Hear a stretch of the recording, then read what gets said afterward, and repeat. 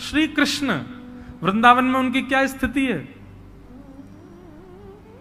जब यशोदा मैया गंगा यमुना जल भरवे जावे सो लाला को अपनी, अच्छा हमारे ब्रज में लाज मर्याद बड़ी पालन करती हैं माताएं, इतना इतना घूंघट करके रहेंगी। यशोदा मैया की आयु भली 80 बरस की है, परंतु अभी भी यमुना जल भरने जाती हैं घूंघट करके ही जाती हैं। क्यों? अरे भाई इतने सारे लोग हैं बाहर, कौन कौन पुरुष बैठे होंगे, सबके सामने थोड़ी भाव से जाती हैं। अब मैया जाती यमुना जल भरवे, लाला रोवे, मुंह ले चल मैया मैं चलूंगो, मैं ना रह रो, धरती पर लेट जाए। तो यशोदा मैया के अच्छा कर, एक काम कर लाला, मैं तो मटकी पकड़ूंगी तो तेरा ध्यान कैसे धरूंगी, तो एक काम कर तू मेरी साड़ी को एक छोड़ पकड़ ले, तू या को पीछे पकड़ के चले कर। आगे आगे यशोदा मैया अपनी मटकी संभालती भई जा रही है और पीछे नंद नंदन नन्हे से 3.5 वर्ष के हैं, पीछे मैया की वो पल्लू पकड़ करके पीछे पीछे चल रहे हैं। और जैसे ही श्याम सुंदर निकलते हैं गोपियों में अफरा तफरी मच जाती है और सब गोपियां तैयार हो जाती हैं, कोई खिड़की पर, कोई अटारी पर, कोई छत पर, कोई बहाने से बस उस मार्ग पर जा रही है जहां से यशोदा जी आ रही है। क्यों? लाला को देख लेंगे। एक बहुत सुंदर पद है, चलो सखी निरखिए नंद कुमार। सब सखियां आपस में योजना बनाती हैं, बोले आज कन्हैया को कैसे देखना है, बहाने ढूंढती हैं। ठाकुर जी जब निकलते हैं उन गोपियों के भवन के आगे से, तो सब गोपियां कोई ना कोई गुप्त प्रलोभन ठाकुर जी को देती हैं कि ठाकुर जी उनकी तरफ देख लें। नन्हे से ठाकुर जी एक हाथ से तो मैया की चुनरी पकड़ रखी है, दूसरे हाथ से अपने अंगूठा को चूसते हुए जा रहे हैं, और यहां गोपियां ठाकुर जी को लोभ प्रलोभन दे रही हैं। कोई गोपी किसी भाव का प्रलोभन, कोई गोपी मोर पिच्छ का प्रलोभन, कोई काली कमली का प्रलोभन, कोई नृत्य का प्रलोभन, कोई किसी वस्तु सामग्री का प्रलोभन दे रही है। परंतु एक गोपी क्या करती है, धौरी गैया का दूध काट करके बढ़िया उसको जमा करके वह को सुंदर मक्खन निकारो है, वह मक्खन को अपने हाथ में लेके स्वयं बाहर नहीं आती है, खिड़की से केवल हाथ बाहर कर ले अपनों। अब यशोदा मैया तो निकली, लेकिन ठाकुर जी की दृष्टि पड़ गई वही मक्खन पे। अब लाल जी वह मक्खन को देखें, रुक जाएं, लेकिन मैया को पल्लू खींचे तो चलन लगे। गोपी मक्खन दिखा के इशारों कर रही है, इतको आजा। ठाकुर जी मैया की साड़ी छोड़ दें और वह गोपी के भवन में प्रवेश कर जाएं। जैसे ही प्रवेश करते हैं महाराज, सारी गोपियां भागती हैं अपने अपने घरों, सब उसी के घर में प्रवेश कर जाती हैं, भीतर से चटकनी लगा करके, और ठाकुर जी बैठा लिए बीच में, चारों तरफ बैठ गई सबरी गोपी और सब निरख रही हैं श्याम सुंदर को। तब ठाकुर जी कहते, तुम मुंह को ऐसे काय को टुकुर टुकुर देख रही हो, मैं तो मक्खन खावे आया हूं, मक्खन खवाओ, मेरी मैया चली गई, मैं शिकायत कर दूंगा। तब गोपियां कहती हैं, अच्छा लाला मक्खन खाएगो? बोले हाँ। ऐसे ना मिलेगो, कछु मोल देनो पड़ेगो तो को।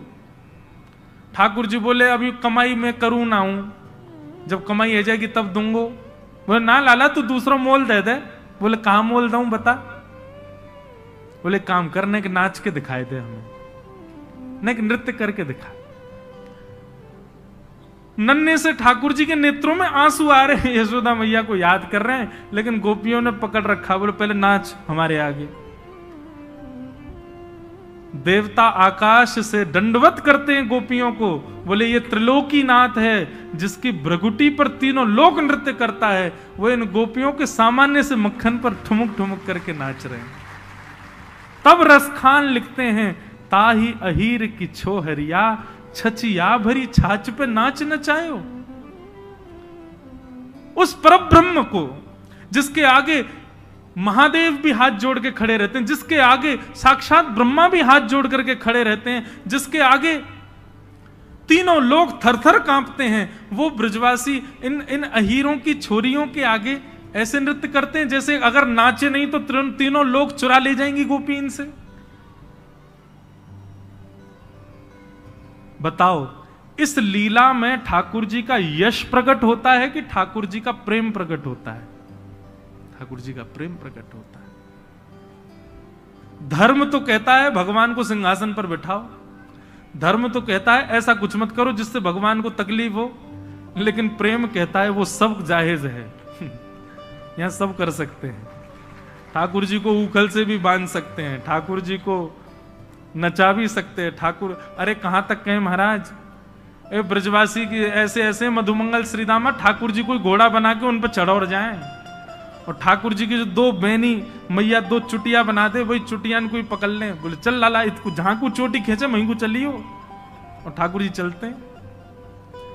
देवता आकाश में खड़े खड़े चिंता करते, बोले कि अरे भैया तुम भगवान के केश खींच रहे हो, तुमको पता है उनका एक रोआ भी टूट गया तो एक ब्रह्मांड नष्ट हो जाएगा वहां का।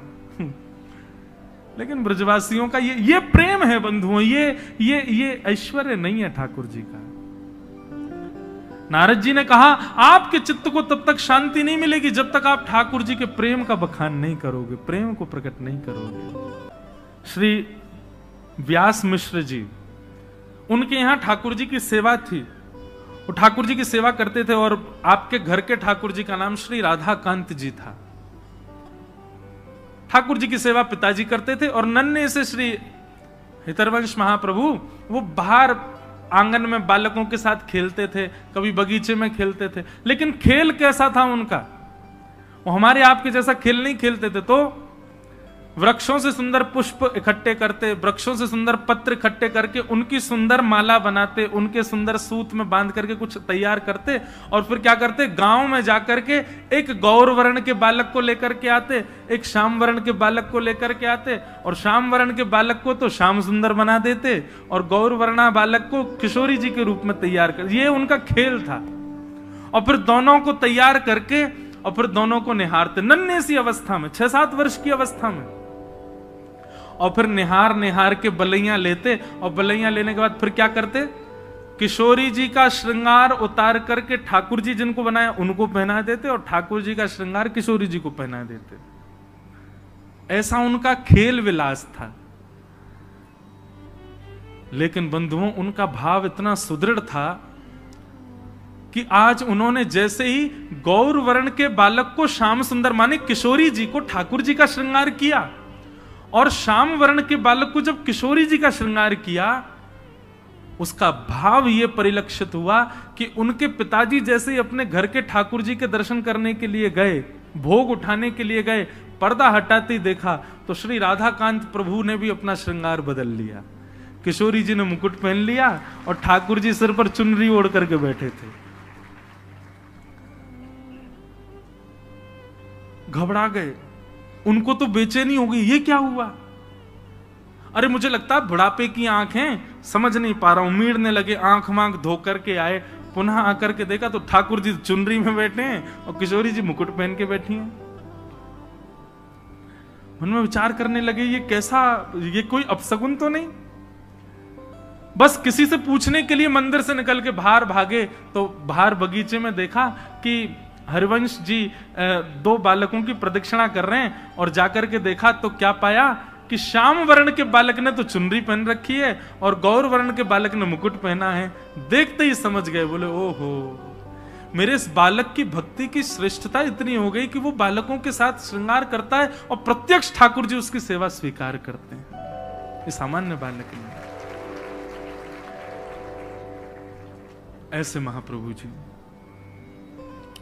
उनके पिताजी कभी ठाकुर जी के आगे लड्डू भोग रखते, पर्दा करके जैसे ही पर्दा हटाते तो क्या पाते, लड्डू के साथ साथ वहां पे आम, सेब, अमरूद, सुंदर सुंदर बहु व्यंजन वहां पर रखे हैं जो कि रखे ही नहीं थे। अब उनको संशय नहीं होता था, जैसी ऐसी कोई लीला होती वो दौड़ करके हरिवंश जी के पास जाते। दौड़ करके हरिवंश जी के पास गए तो आज क्या देखा कि आज किसी बालक का श्रृंगार नहीं किया है। 2 युगल वृक्ष एक साथ खड़े थे, एक वृक्ष को श्री जी का श्रृंगार किया, दूसरे वृक्ष को श्याम सुंदर का श्रृंगार किया, और वन में श्रृंगार किया वृक्षों का तो फल का ही भोग लगाया। तो जो फल वहां वृक्षों के सामने रखे थे ठीक वैसे ही फल, उतने ही आकृति में कटे भय, उतने ही आकृति में अमनिया किए भय, ठीक कोई अंतर नहीं, वैसे ही फल भीतर मंदिर में ठाकुर जी के सन्मुख रखे थे। ऐसे महाप्रभु जी।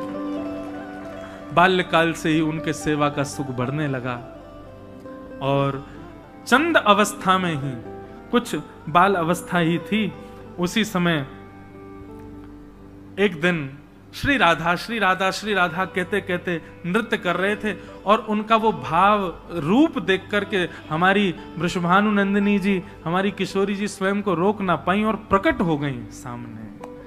और प्रकट होकर के श्री हित हरिवंश महाप्रभु को बाल अवस्था में किशोरी जी ने गुरु दीक्षा दी।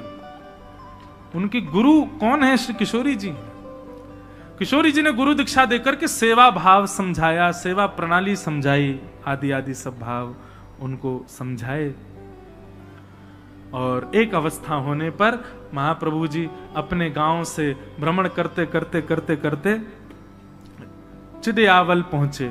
वहां पर वही आत्मदेव ब्राह्मण जिसने महादेव से रत्न के रूप में राधा वल्लभ जी मांगे, वो आत्मदेव के यहां जाकर के दर्शन किया श्री राधा वल्लभ जी का। और राधा वल्लभ जी का दर्शन करके इतने भाव निमग्न हो गए, इतने में ही ठाकुर जी ने आत्मदेव को स्वप्न दे दिया और आत्मदेव जी से कहा, सुनो आपकी सेवा पूर्ण हो गई, हम आपसे संतुष्ट हो गए, अब एक काम कीजिए। बोले क्या?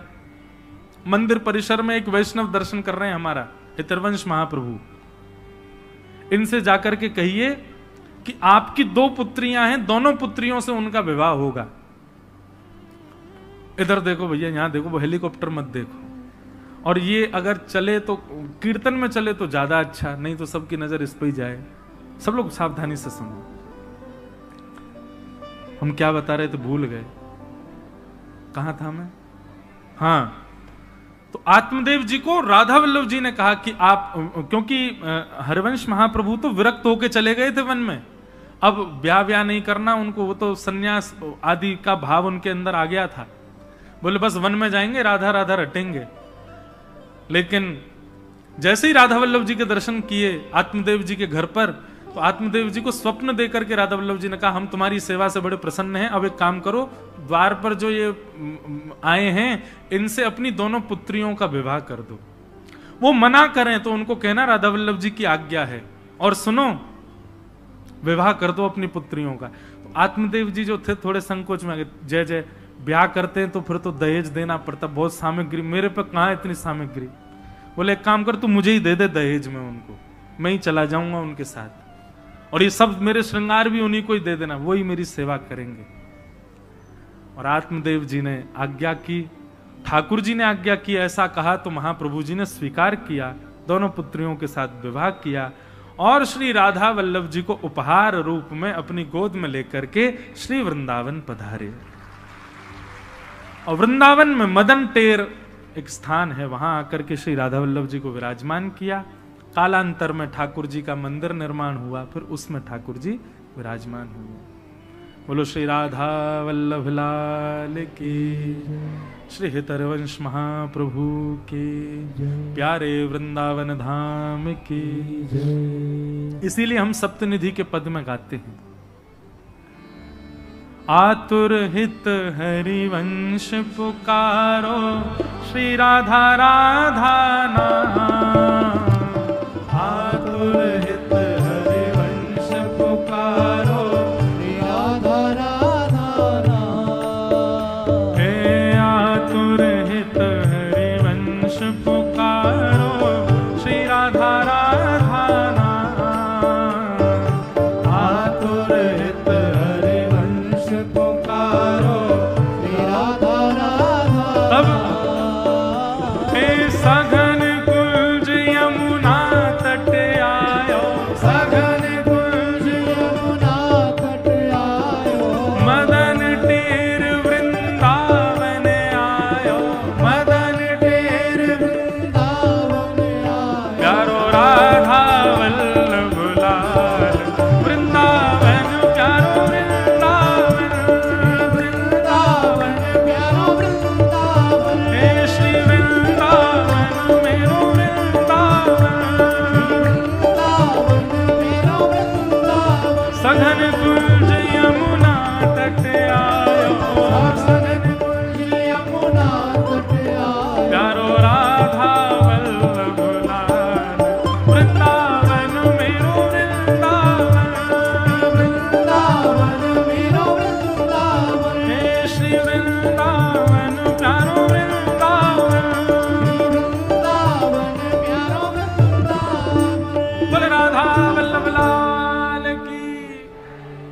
ऐसे हमारे वृंदावन के मुकुटमणि श्री राधा वल्लभ लाल जी जिन आचार्य चरण के द्वारा पधराए गए, जिन आचार्य चरण के द्वारा वहां पर विराजमान किए गए, ऐसे श्री हितरवंश महाप्रभु जिनका आज प्रादुर्भाव दिवस है, उन आचार्य चरणों के पावन चरण कमलों में हम इस भाव से प्रणाम करते हैं कि हे आचार्य चरण, आप हम पर कृपा करें।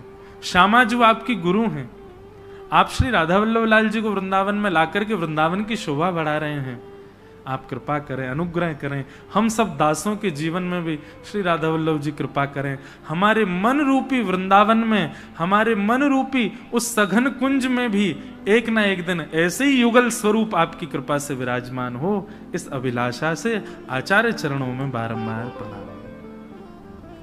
आज के इस मंगल दिवस के हम इसी बेला को प्रणाम करते हैं। आज तो पूरी कथा ही वृंदावन में हो गई। देखो यही है, हमारे जन्मदिन से क्या होता है, गुब्बारे फूटते हैं। हमारे जन्मदिन से क्या होता है, केक कटते हैं। हमारे जन्मदिन से क्या होता है, 4-5 लोग आकर के और तला हुआ भोजन खा के बीमार होते हैं।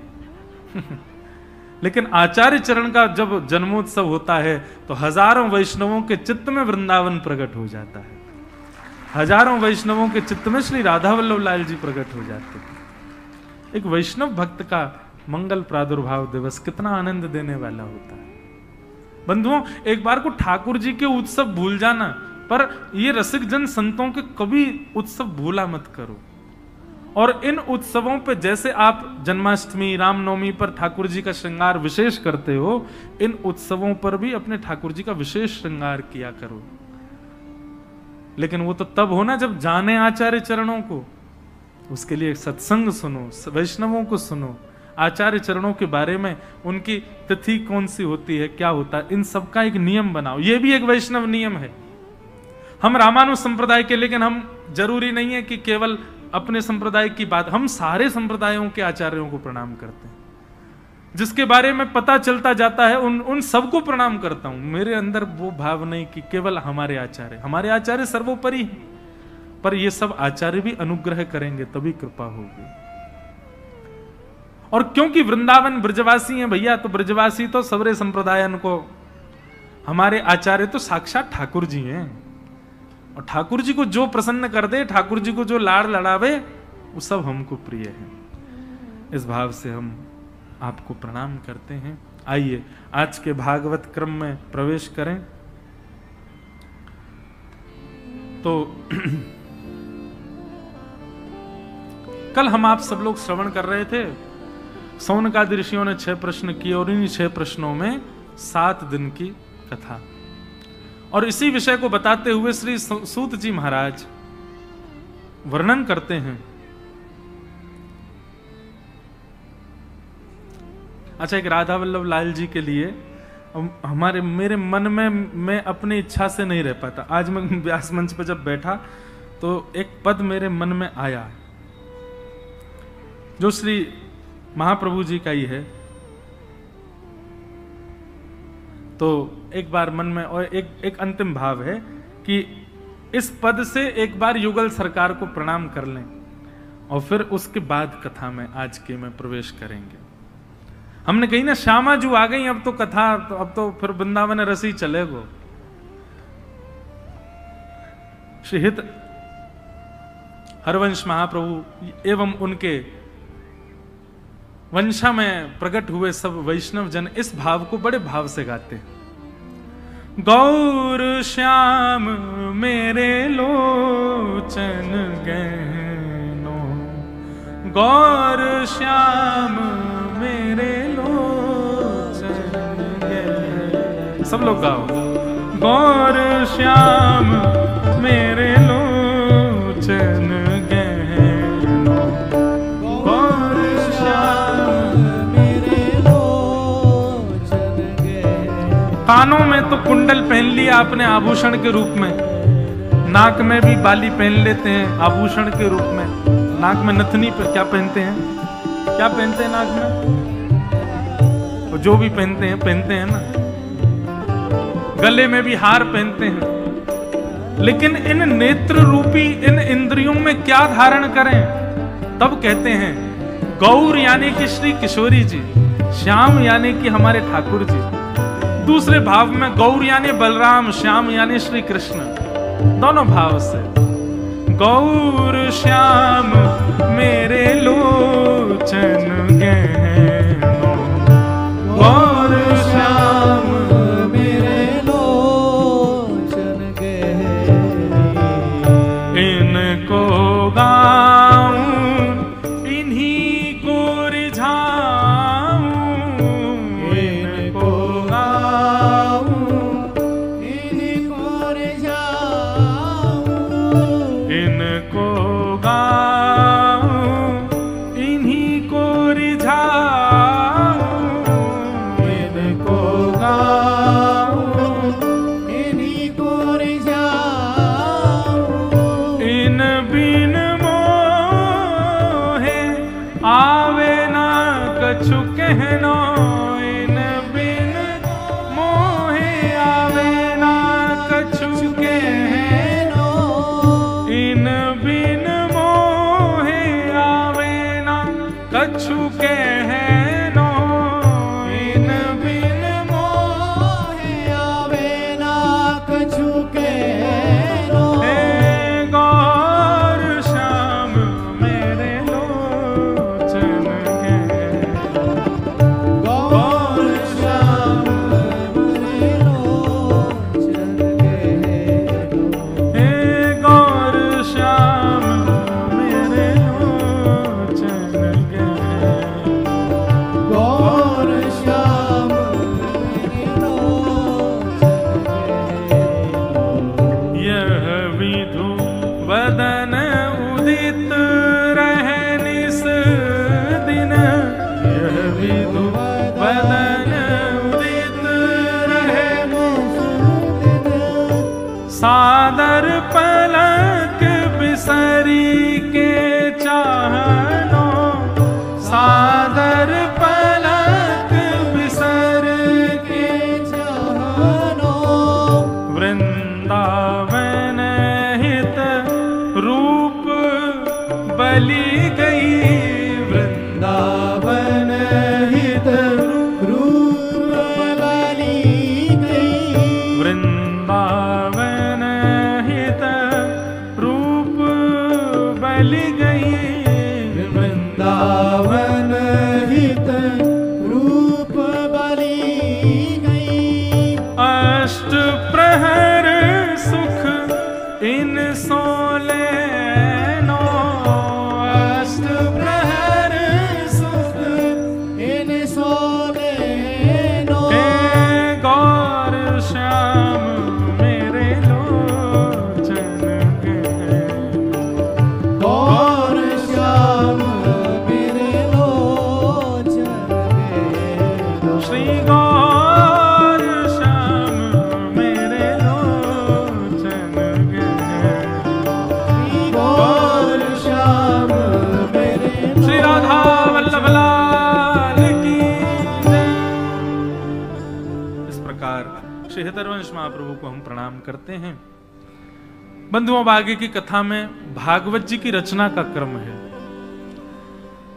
इदं भागवतम नाम पुराणम ब्रह्म संहितम,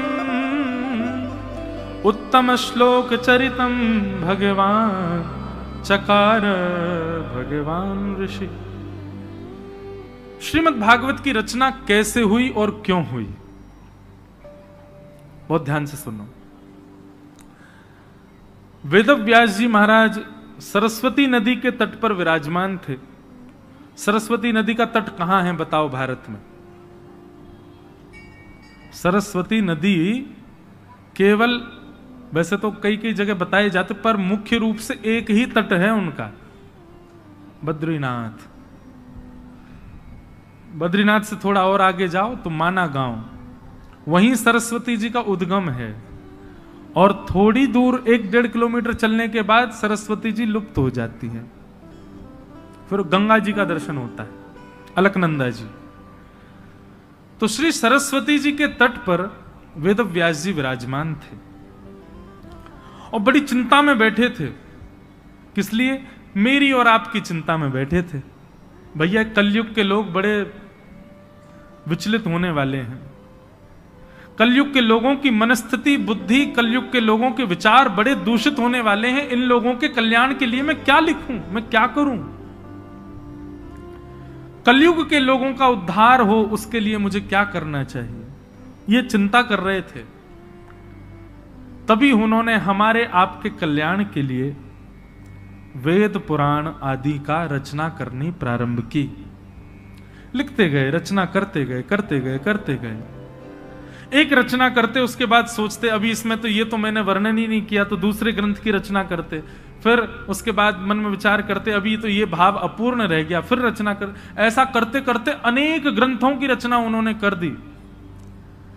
18 उपपुराण, 17 महापुराण, महाभारत, ऋग्वेद, यजुर्वेद, सामवेद, अथर्ववेद आदि आदि इन सब की रचना हुई। चारों तरफ केवल पंक्तियां ही पंक्तियां लिखी रखी।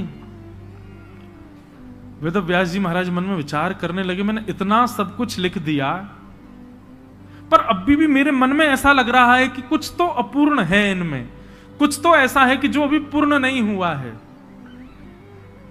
और अपूर्णता के कारण मन में विचार करने लगे अब क्या करूं।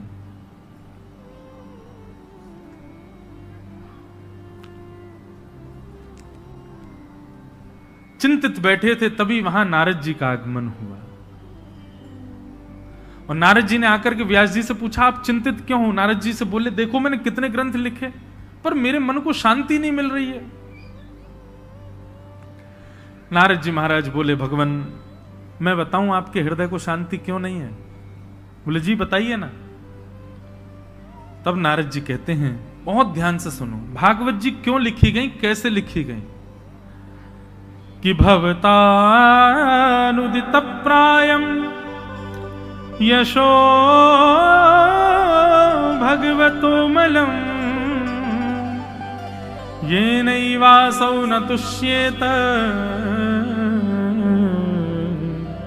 मन्ये तद्दर्शनम खिलम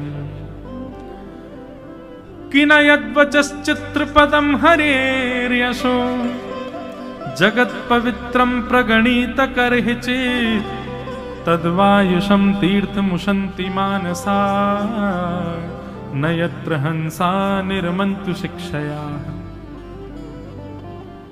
बहुत सावधानी से सुनो। नारद जी महाराज कहते हैं, बोले भगवान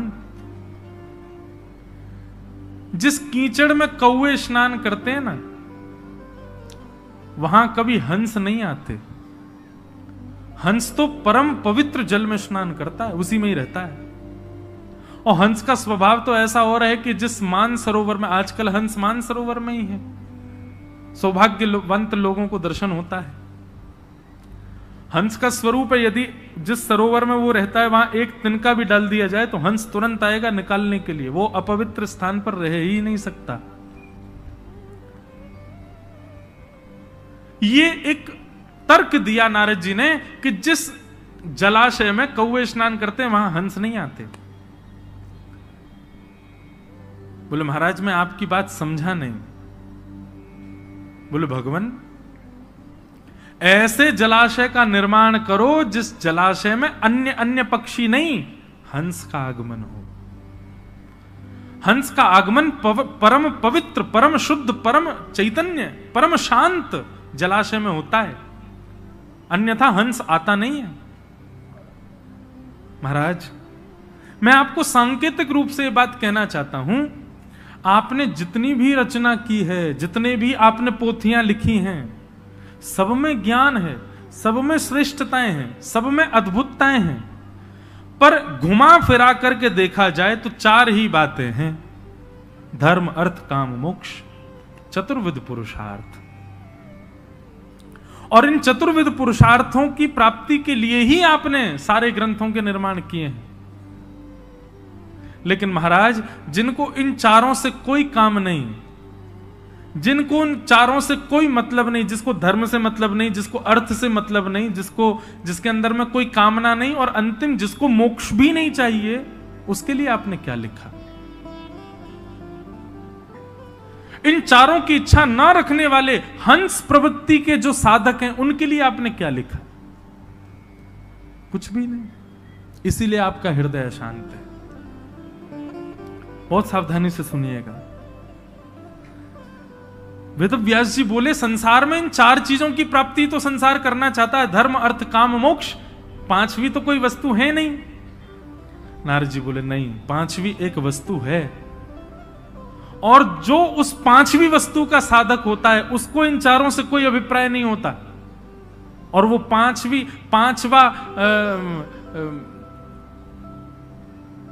वस्तु क्या है? वो पांचवा पुरुषार्थ क्या है जिसकी साधना करने वाला इन चारों के वश में नहीं रहता, इन चारों की उपासना नहीं करता? बोले पांचवा पुरुषार्थ का नाम है प्रेम। प्रेम का जो पथिक है उसको ना तो धर्म की चिंता होती, प्रेम का जो पथिक है उसको ना ही अर्थ की चिंता होती, प्रेम का जो पथिक है ना ही उसके चित्त में कोई कामना होती, और प्रेम का जो पथिक है उसको मोक्ष की भी चिंता नहीं होती। ऐसे प्रेम के पथिकों के लिए आपने क्या लिखा? कुछ भी नहीं। इसीलिए आपका हृदय अशांत है।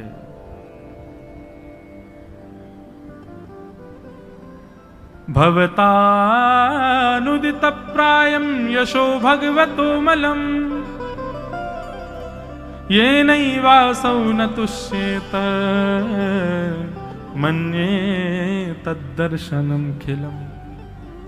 नाथ, आपने जितना कुछ भी लिखा है, इनसे प्रेम पथिक, प्रेम के उपासकों का कोई अभिप्राय सिद्ध नहीं होगा। प्रसिद्ध कथा है, आप सब जानते होंगे। ठाकुर जी को ज्वर चढ़ा था।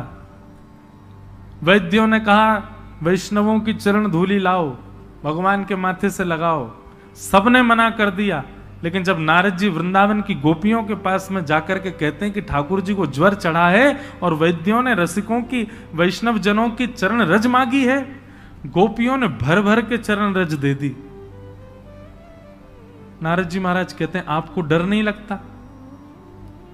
गोपियों बोली, किस बात का डर? बोले, आपकी चरण रज भगवान के माथे से लगेगी, आपको पता है इसका क्या आपको भोगना पड़ेगा पाप? अरे भैया, मंदिरों में तो ठाकुर जी के सामने कमर कर दें, पीठ कर दें ठाकुर जी को, तो भी अपराध माना जाता है। आप अपने चरण रज भगवान के मस्तक पर लगाने के लिए दे रही हैं। मानता हूं कि ये औषधि आवश्यक है, परंतु आपको यह विचार नहीं होता कि इसके लिए आपको नरक जाना पड़ेगा। गोपियां कहती हैं, नारद, यदि हमारी चरण रज देने से श्री कृष्ण की पीड़ा दूर होती है तो ऐसी चरण रजों का भंडार खोल देंगी द्वारिका में, और भले ही उसके लिए हमको नरक जाना पड़े, 2000 वर्ष तक नरक रहना पड़े, हम नरक स्वीकार कर लेंगे, लेकिन कृष्ण पीड़ा में है, यह स्वीकार नहीं कर सकते। हम अपना कष्ट स्वीकार कर लेंगी, यम के कोड़े स्वीकार कर लेंगी, लेकिन कृष्ण पीड़ा में है, ये तो नरक से भी ज्यादा बड़ी वेदना है हमारे लिए, हम उसको स्वीकार नहीं कर सकते। बताओ, क्या आपको यहां धर्म दिखाई दिया? धर्म तो कहता है भगवान के आगे चरण नहीं करने चाहिए। क्या आपको यहां अर्थ का दर्शन हो रहा है? अर्थ का दर्शन होता तो वो काम किया जाता जिससे ठाकुर जी प्रसन्न हो, ठाकुर जी रीच करके कुछ दें, पर यहां पर अर्थ भी नहीं है, ठाकुर जी की प्रसन्नता है बस, कोई कामना भी नहीं है। अपनी चरण रज देकर के मानो गोपियों ने कुछ मांग लिया हो ना, और मोक्ष की तो कामना है ही नहीं, कोड़ों के लिए तैयार बैठ गई हैं गोपियां। यमराज हमको कोड़े बरसा दे वो स्वीकार है, लेकिन कृष्ण पीड़ा में ये स्वीकार नहीं। उसी समय नारद जी ने कलम उठाई और नारद भक्ति सूत्र का निर्माण किया, और उसमें जब प्रेम की व्याख्या करते हैं नारद जी, तो कहते हैं, हे प्रेम पथिकों, सावधान हो जाओ, यदि प्रेम के उपासक बनना चाहते हो तो तुमको किसका पालन करना है? बोले, यथा ब्रज गोपिका नाम, ब्रज की गोपियां, ये ब्रजवासी, यही आपको प्रेम सिखा सकते हैं, और कोई प्रेम नहीं सिखा पाएगा। तो प्रेम के जो उपासक होते हैं, अरे भाई सामान्य संसार में किसी कन्या से प्रेम करने वाला, सामान्य संसार में किसी सामान्य कन्या के प्रति प्रेम रखने वाला, वो क्या क्या नहीं कर बैठता है। धूप ताप का भी विचार नहीं करता,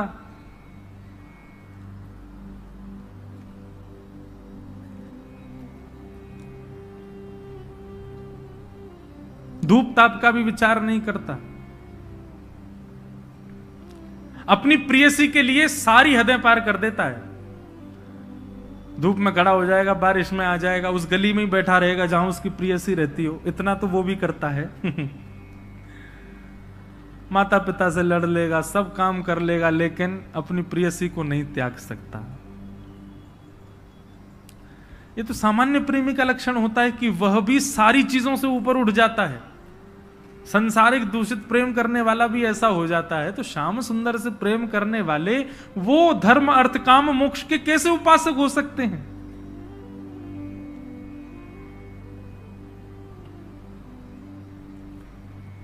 नारद जी कह रहे हैं, व्यास जी आपके चित्त को तब तक शांति नहीं मिलेगी जब तक आप ऐसे किसी ग्रंथ का निर्माण ना कर दें जिसमें प्रेम प्रधान हो, जहां पर सेवा, जहां पर पुण्य प्रधान नहीं है, पाप प्रधान नहीं है, धर्म अर्थ काम मोक्ष प्रधान नहीं है, जहां पर केवल प्रेम प्रधान है। जब तक ऐसी कोई रचना आप नहीं करेंगे, आपका चित्त शांत नहीं होगा।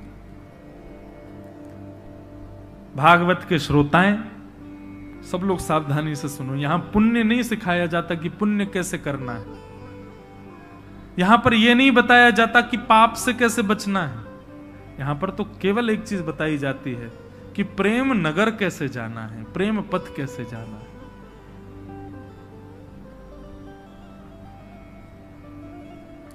भागवत केवल वही सिखाता है।